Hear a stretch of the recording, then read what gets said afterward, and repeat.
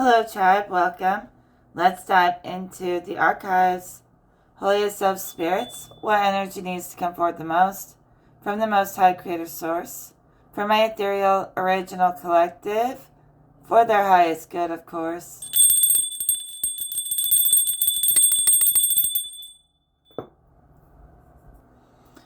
With the Princess of Wands, I sense that your more youthful side wants to feel free to create.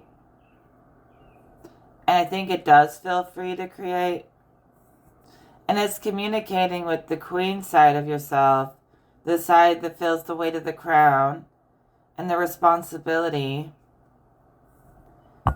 The book says that this youthful aspect of yourself naturally complements the queen within you and that mature, nurturing aspect of yourself. So you're allowing your younger self to teach your current self. You may be a younger person, I see in my vision, rising to authority at a very young age. I know we don't live in times of kings and queens like that anymore, really. But I do see like someone rising to the throne at a very young age. So people underestimate them, thinking they're immature when they're actually very wise. So basically, you're giving yourself princess treatment and queen treatment. I also hear you staying level between work and play has been important for you. I'm going to skim through the book on what it says about you as the princess showing up right now. This deck is called the Wisdom Seekers Tarot, so full credit for some of the stuff I've been reading here from the author David Fontana. You've been being very mysterious, and you're also a creative genius. So you could be a misunderstood artist. You're very selective about who gets access to you. You're either like their best friend or their worst enemy. I don't see you as an enemy. I shouldn't have said it that way. But basically, when you let someone in, you would do anything for them. You will always be right there for them. But for people you don't trust, you keep everything secret. You don't give away too much to anybody you don't trust. But to the people you do, it's like night and day between people you love and people you don't love. You may very much value the word love and not use it too much and abuse it. So if you truly love somebody, that means something in your heart and soul. And if you don't love them, they're going to know it. They're going to lose access very quickly. So I'd say people don't want to get on your bad side. They want to see the angel side of you. They do not want to get trapped on your bad side, on your shit list at all. With this archetype of this youthful princess energy, people could see you as one of the most beautiful people in the world. That's how others view you. The book says that you allow the beauty that you embody to communicate with your mind, your state of consciousness, even maybe beyond that. So I think that it's saying you like to look good and it makes you feel good. And those two aspects communicate. The princess can also be controversial. She likes to be defiant. The book says she has a propensity for concealment. So she likes to conceal things. And in her role as a knave, she disrupts the plans of others. So this princess could be hiding. Actually, I don't think she's hiding it. I think she's very open about it. that she likes to get her way, even if she has to cause, chaos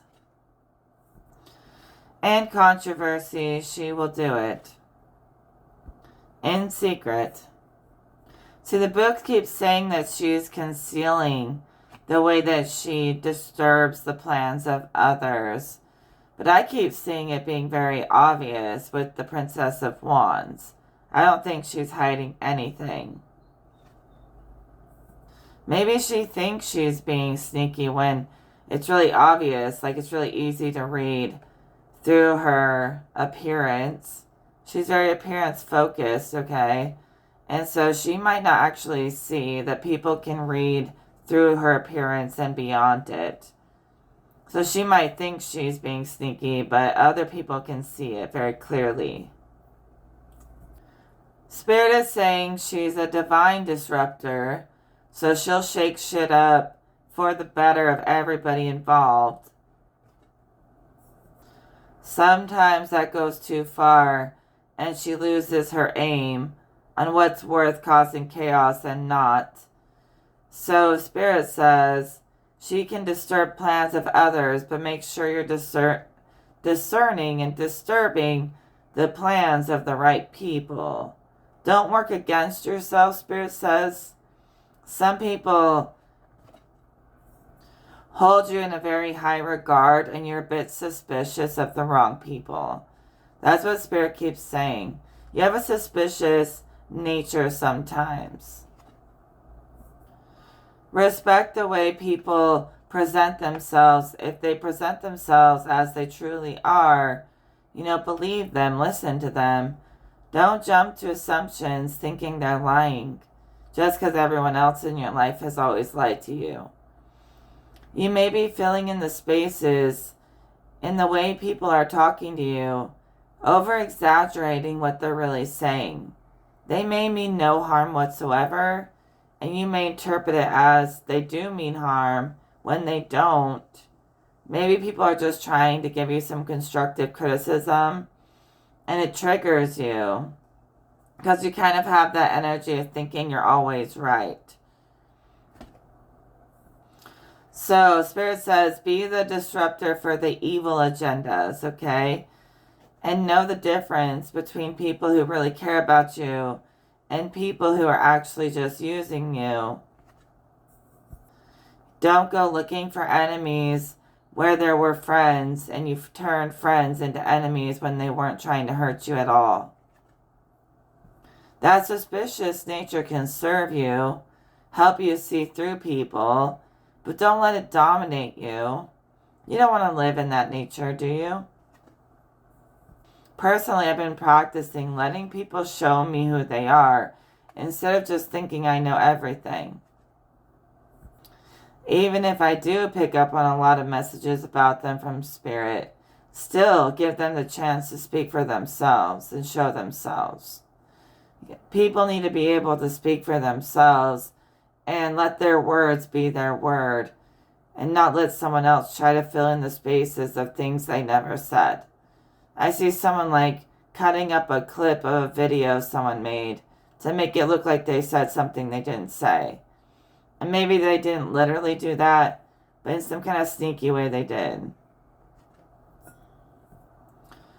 This all goes with princess energy, okay? So I'm just reading the book. Don't blame the messenger.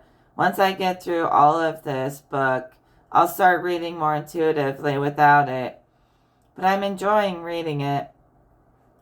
So the book says that the princess can be dealing with some trickster energy. She could be the trickster, or maybe she's just dealing with tricksters. Like I said, she may like to play games to remain the center of attention at all costs. So be careful of that. But if she directs that aim in the right direction, she could disturb any system that needs to crumble. It says that she could be a trickster type who likes to deceive with false promises. But in doing so, she helps us to recognize our own tendency for unnecessary secrecy and deception. So someone could be like making a lot of false accusations and promises or whatever. And it really just shines a light on the way that they are deceiving themselves. And you got to ask yourself why you're even participating in that energy. You should not be participating in any trickster or falsities, energies whatsoever. And your presence with this energy is shining a light on where you have been hiding, where you have been playing games with other people, yourself. So maybe every time you point the finger type of thing, it's sort of like it's pointing back at you in my vision. Somebody, trying to trick others is really only tricking themselves. And then they start to loop in on their own deception that they've caused. And they start to just tell on themselves. And they're really just pointing a big finger at themselves. So maybe nothing they're saying is really landing with your soul. And you're feeling more like they're telling on themselves and talking about themselves when they're trying to talk to you. Okay, that's what it is. Spirit says this person, you could be trying to talk to people and you feel like they're only just wanting to respond. They would rather talk to themselves in the mirror than talk to you like a real person. So when they talk to you, they really only see themselves in you, in whoever they talk to. And they don't see people as individuals. They see people as aspects of their own ego. So they don't honor people and listen to people properly. This could be the princess, or this could be happening to the princess. Take it as it resonates. So she may feel like she's had to create sneaky ways to be heard and maintain the spotlight. And I think she fully knows that she's playing games. She's sort of playing in your face, thinking you won't notice. Oh, there's a light at the end of the rainbow, or at the end of the tunnel. There's a pot of gold at the end of the rainbow. The book says that thanks to this princess having such a youthful beauty and being that archetype, she always gets forgiven for her behavior.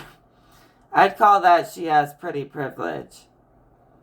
Particularly as she reminds us to think more carefully about the consequences of our actions.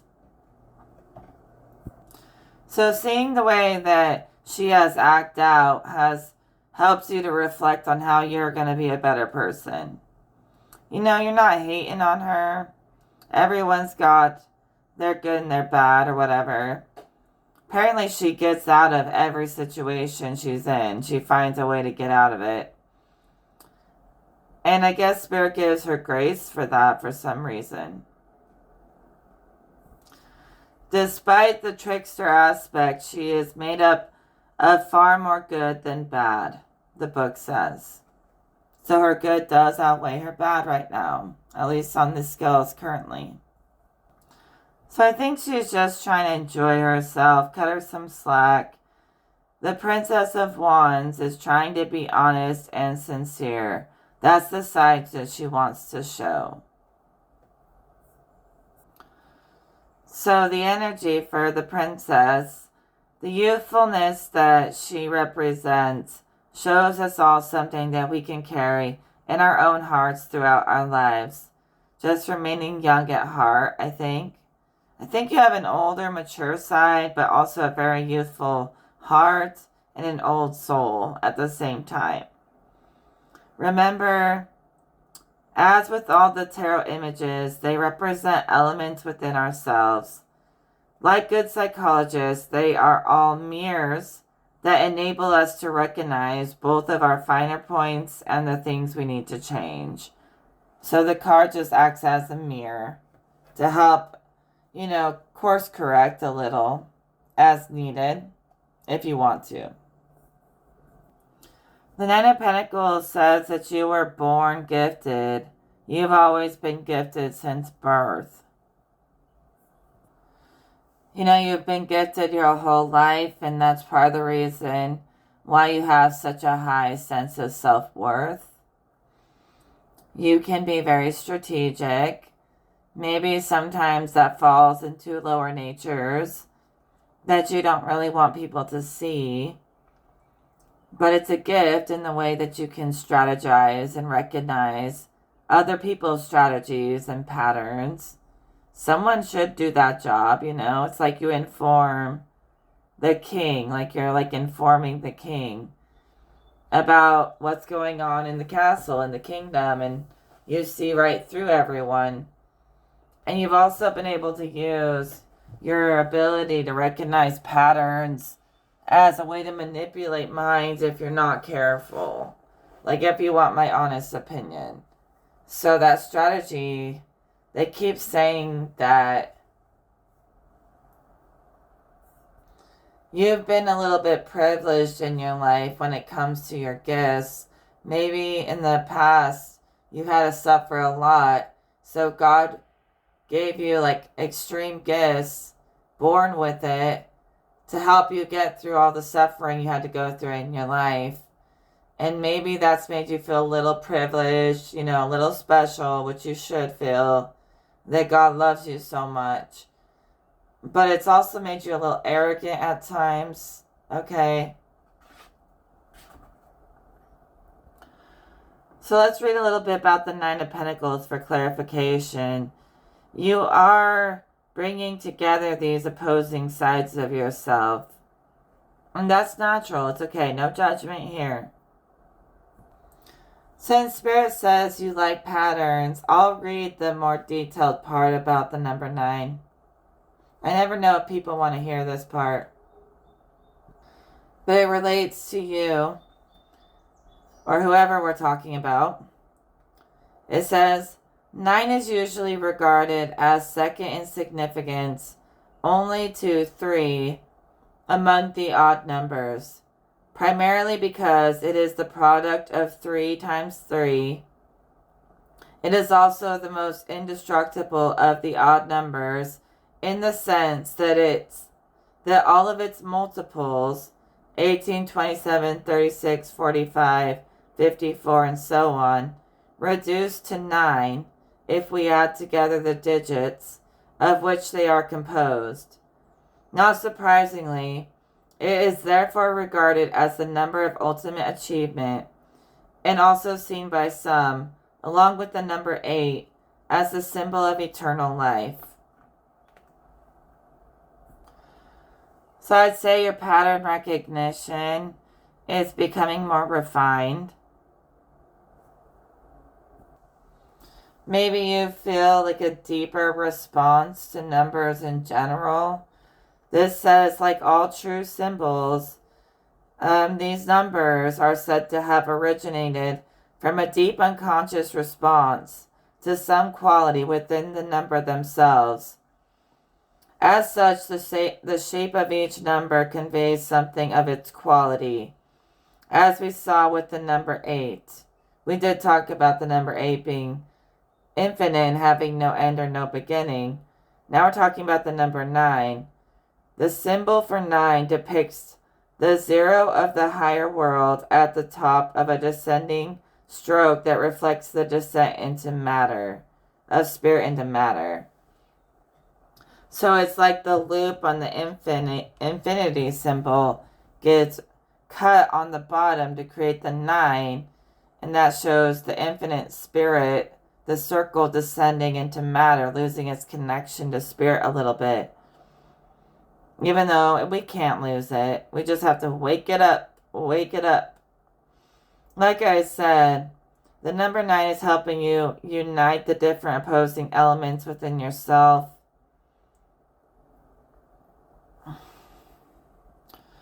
So 0 is spirit.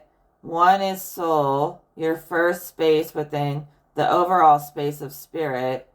This holds your space. 2 is the mind, duality and contrast, the descent from the oneness of the soul's connection to spirit into matter, okay, into the mind.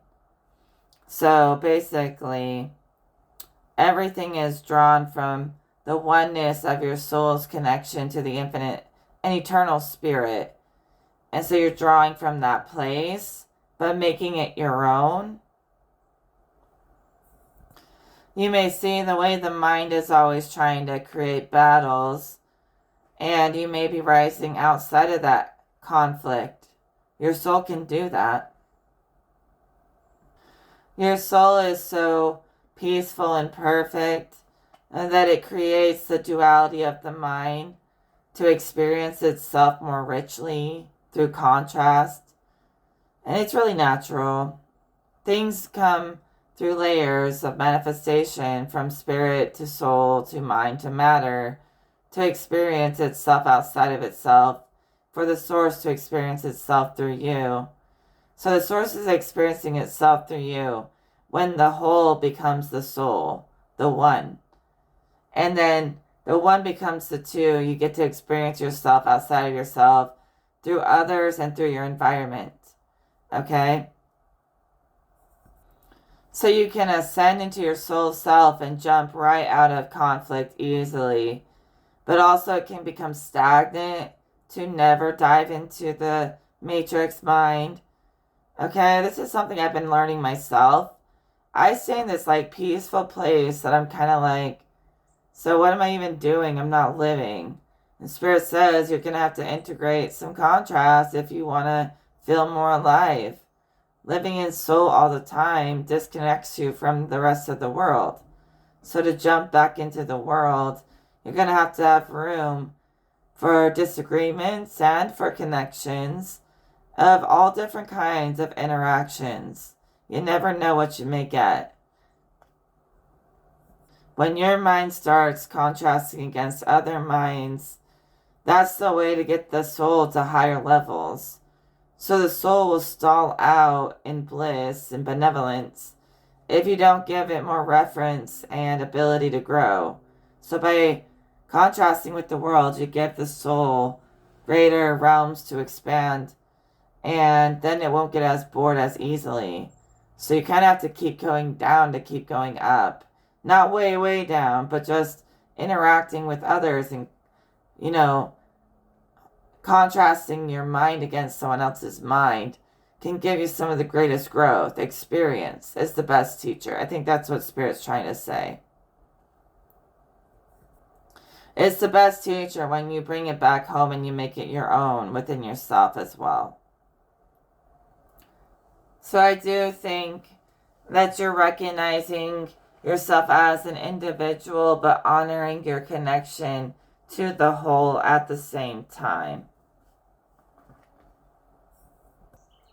You've been expressing your fire a lot, and your water has been kind of sitting on the back burner a little bit.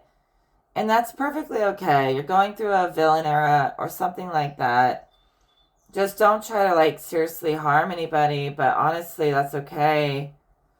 You've been pouring into people for a long time. And when you have an opinion, stand up and say it. Become the fire of transformation and baptism that people need. But when it's like a natural fire from God, it won't harm anybody. You can stand in the middle of this transformation without getting burned. So just be careful with that, because you're mastering fire. You're normally more watery, but you're on something. You're on one right now, and I'm going to say that's okay.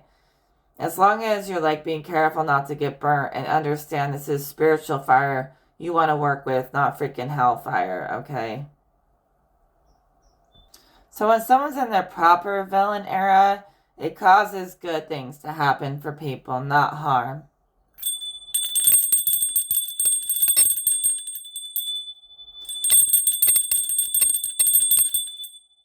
Just for good luck, let's ring the bell again. But who needs luck when you have God's favor showered over your life? So don't forget about your water, but know it's okay for it to be in the background sometimes and for you to just be fully expressed. Okay, your vision is coming to life through your expression. The book says that the 9 cards are usually regarded as the most challenging in the minor arcana, in that they remind us of the opportunities for personal growth and development offered by life, the foolishness of neglecting these opportunities. There is foolishness of neglecting these opportunities. Yeah, life wants to help you with your personal growth, and you don't want to miss opportunities that are waiting for you. So you'd be a fool to pass up on some kind of opportunity that life is throwing your way right now. The opportunity, it really could be anything. It could be you. You could be the opportunity that people shouldn't pass up. Or it could just be enriching your sense of security, building upon the security you already have, making investments wisely. Just open the avenues. Guarantee you're very good at balancing many aspects and elements of something. Like you could be I don't know, like an accountant. Maybe not literally, but energetically.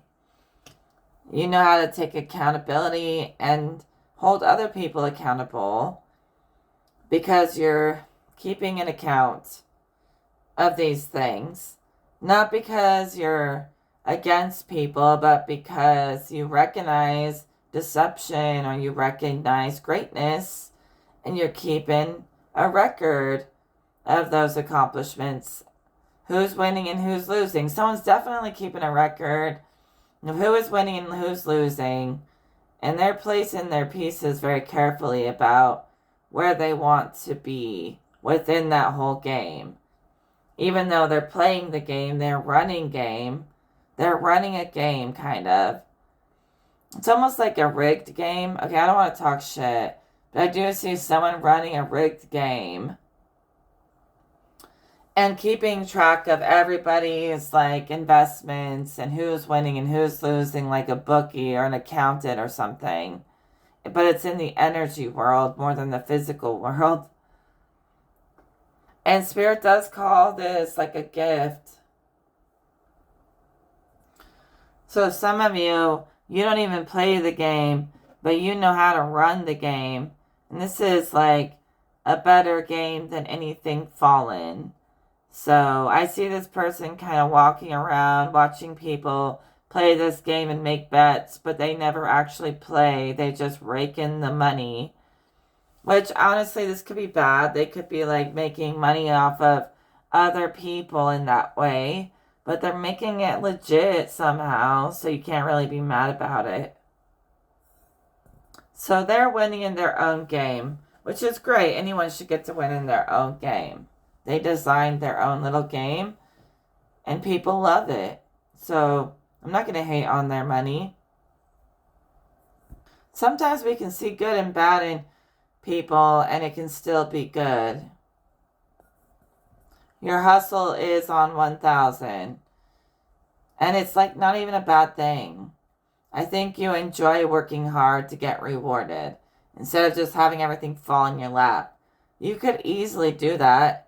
You probably do. You attract whatever you want. It falls right into your lap. But you also appreciate working hard for what you get.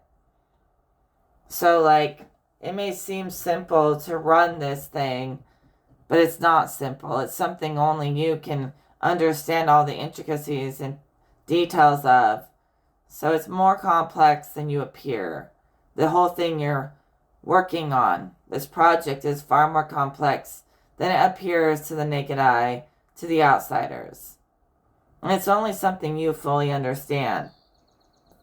But you're making it work.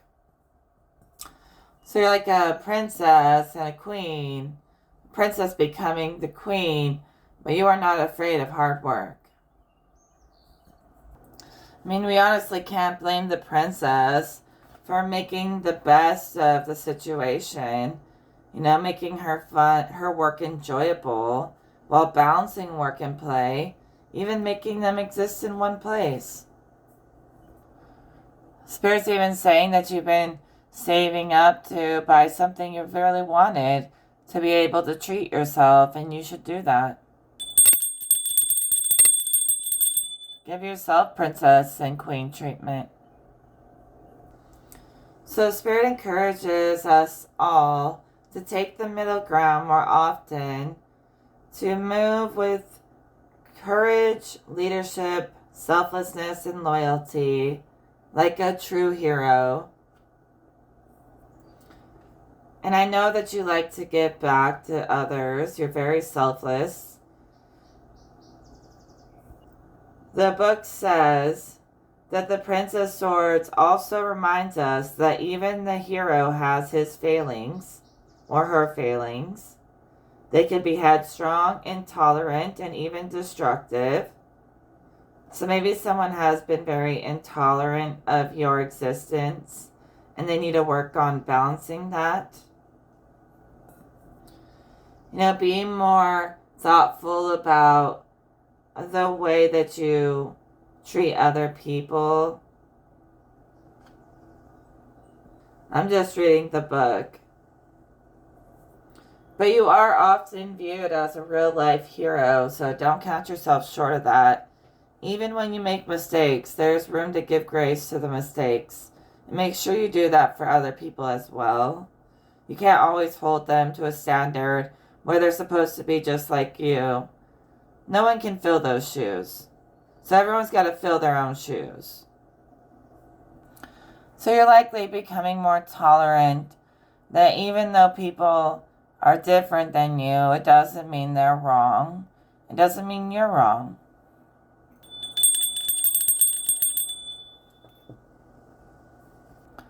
Just be cautious that with your ability to recognize patterns, you don't jump too quickly to conclusions about people. You're respecting the different roles people have in your lives, friend, family, lover, whatever. You're respecting who they choose to be in your life. Not everyone's meant to be your best friend, but people do care about where you're going next. They want to be a part of the journey that you're on. They know that you do what you do for a good cause. They see beyond maybe the ways that other people have tried to talk down on you, and they see nothing but good in you. Okay? And I know you have flaws. You're not perfect. The only thing that's perfect is the soul that's created in the image of God. But as a human with a mind, there's no perfection. So even though people look at you like God's gift to earth, you are humble and you know you're not perfect. You have flaws. So allow other people to have flaws too, because they're allowing you to have flaws. And you've redirected the energy away from people giving you all of this obsessive attention that you don't want. So you've been rejecting any unwanted attention. Sure, you like attention, but like the card said, only for those who deserve it. Everyone else gets the cold side of you. So you're only willing to accept attention, information that aligns with your soul. And yet you do love, having that connection with people and being recognized. You know you're being recognized. Just allow yourself to have flaws because you are not perfect. But I see your soul, and your soul is perfect. Just like most of our souls are perfect if they still have them and they haven't completely tainted them. Those whose souls still align with Source, it's perfect in their unique way. So when I speak of perfect, it's not about what the world calls perfect. I speak of perfect as in you're fulfilling your purpose from God. That's making you perfect. Doing what you came here to do, that's perfect. You must be a perfectionist, because I'm going to say perfect about 20 times. Maybe you like repetition, reliability. Like they kept saying, you're very good at memorizing very detailed templates of reality and existence and others and yourself. You just notice every detail. Just don't drown in the details. You know, they say the devil's in the details. Sometimes the simplest path is the path with God. Sometimes making it all windy and complicated is walking with the devil, or at least with your own demons. Like they say, Occam's razor, the simplest answer is usually the most true. That is something that I like to live by, because usually I can find the answer by looking at the obvious, not by having to travel a million rabbit holes. That usually just leads to paradox. Paradox that doesn't have any solutions. And I've been channeling God, and I've been thinking, God is beyond paradox and confusion. It really is. You know? We may be connected to the light of source, but we were created to be our own person. So we don't have to be tied down by other people's choices. We don't even have to be tied to the creator like that. We get to be the creator in this incarnation as an individual, even if we are part of a collective source. So in a sense, like, God is its own being. You're your own being, even if you are connected. And when you work with God, it's really not a big paradox all the time. It's the human mind that does that. God makes it simple, so maybe you're aligning to a simpler life or simpler answers that are just more apparent. You know, they come through clearly without confusion. That's coming from God. So the book says that Temperance follows the death card. When she's pouring the waters, she's bringing new life to your travel, to your adventure through tarot. We're on a tarot adventure that reflects our real world and our inner worlds. The cards say that all the time in this book. They talk a whole lot about the connection between spirit and matter. It's been in like almost every definition. And that is where I love to be, actually, in that place between spirit and matter, spirit and mind. So let's talk about temperance a little bit more. You've been brought to life after some pretty heavy rebirth and heavy energy, right? So the book says that temperance echoes the teachings of the ancient Greek oracle at Delphi, which advocated moderation in all things. That's interesting because I always say balance in all things, which is basically what I've been meaning to say. And the doctrines of the Buddha, which encourage us to seek the middle way between extremes. Thus, in turn, leads to harmony and true understanding. So you may be a little bit more giving, have a giving nature, to be a little bit more understanding of others that you care about, giving a little bit of slack to those that you care about, or those who have shown you that they really care about you. As long as they're up to par and they're high quality people. But like Spirit said, you know, you're no perfect princess, even though the world thinks you are, and I think that makes you more beautiful. Your imperfections will make you even more beautiful, especially to the people in your life. The quirks and stuff, they're cute.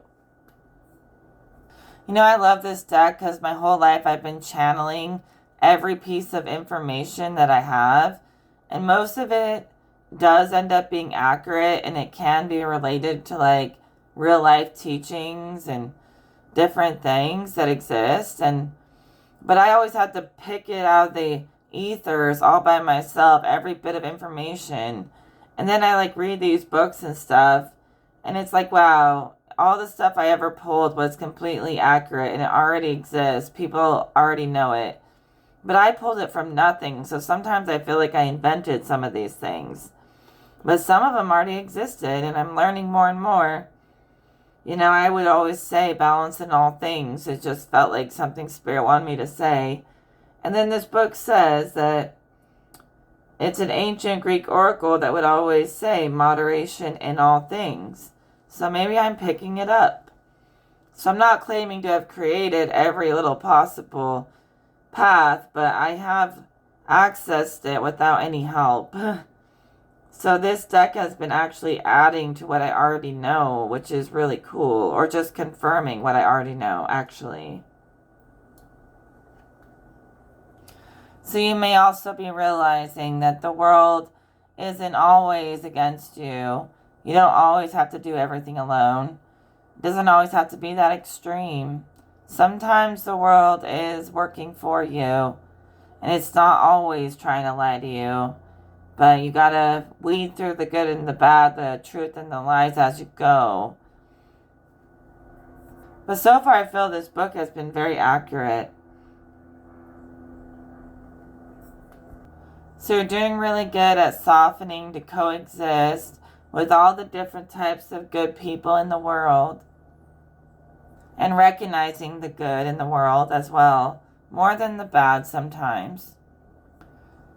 But do what feels balanced to you. Pouring the two water pitchers together as the angel that you are, that you truly are. Even with your flaws, as I'll keep saying. You are bringing heaven through to earth. That's what the two water pitchers represent. Pouring the heavenly energies, infusing it into this earth through your angelic connection. You're doing this to strip the lower being of pride and misconceptions so that they have space to receive the gifts of spirit.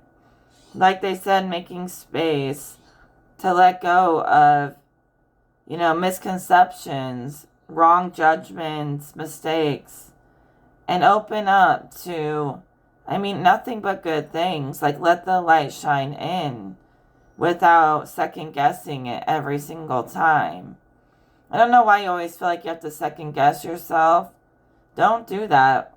Once you know something from God, know it, integrate it into your life, and don't look back.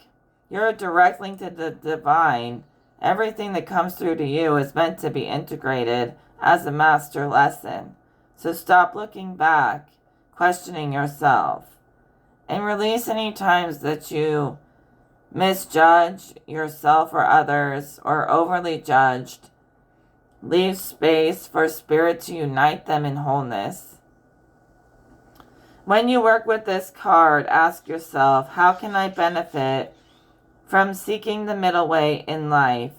By listening to your inner voice and choosing the center path, you can make significant progress on your spiritual journey. And also, you push the narrative forward in such a good way. Yes, you temper your energy to bring harmony between all people as much as possible, right? We try. But also, you're pushing it forward. You may be benevolent in kind of a different way. It may come across as kind of aggressive, but it's a kind of benevolence through tough love sometimes. But your heart seems to be in the right place. If it wasn't before, it is now. So your heart chakra has gone through an alignment. You could feel like it's very open. Your heart chakra is a whole matrix in itself. And that could feel like it's supercharged, like it vibrates. My heart chakra vibrates sometimes when I do channelings because I'm pulling in from the quantum much information.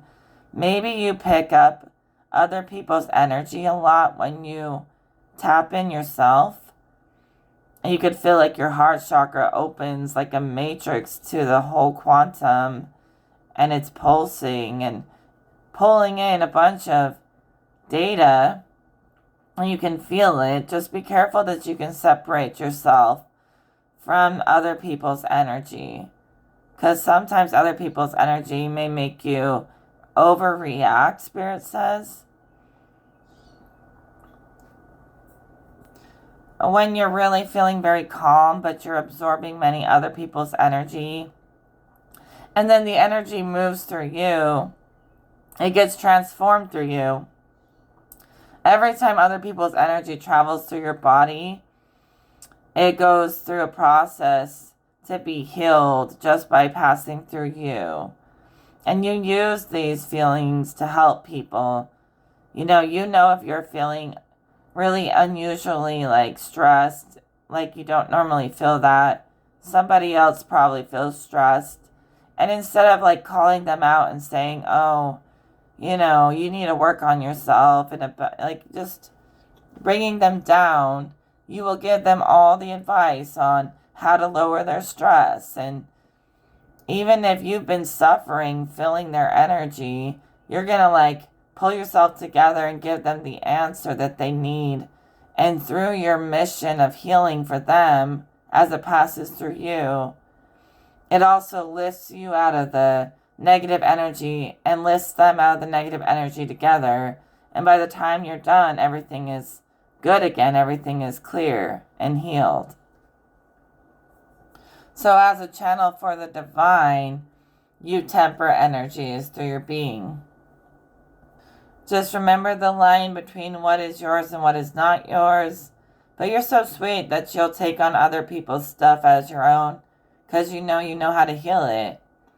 Just don't do that too much. Because if you just take it from them, they'll never learn. So sometimes you got to walk them through the process of how you do it, so that the next time it happens, they can do it themselves. So basically, heaven on earth, bliss on earth for many, manifest through your work, through what you feel. Just your feelings is bringing bliss on earth. I'm going to call that good for this reading. I will talk to you in the next one. Take care, everybody.